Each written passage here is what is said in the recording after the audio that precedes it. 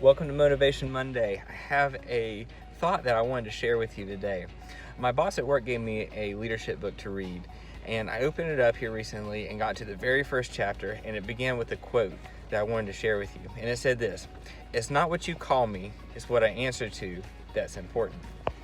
And I started thinking about that and thinking about all the things that we are called in our lives from so many different individuals, the world, you name it. You can be called both good and bad things. And I started thinking about what we apply to our life is what we answer to that we've been called. And then I started thinking a little bit deeper about it. What does God call me? And even more so, am I responding and answering to Him? And so this is what I want to encourage you today, is to think about the different things that God calls you and respond to Him. Answer Him what He calls you. And I got a list of just a few things of what God calls you. He says in John 15:15, He says we are called friends of Jesus. In Galatians 5:1, He says He calls you set free. In Ephesians 1:7, He calls us forgiven.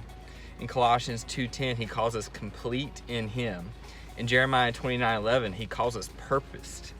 In John 3:16, He calls us loved. And in John 1:12, He calls you His child.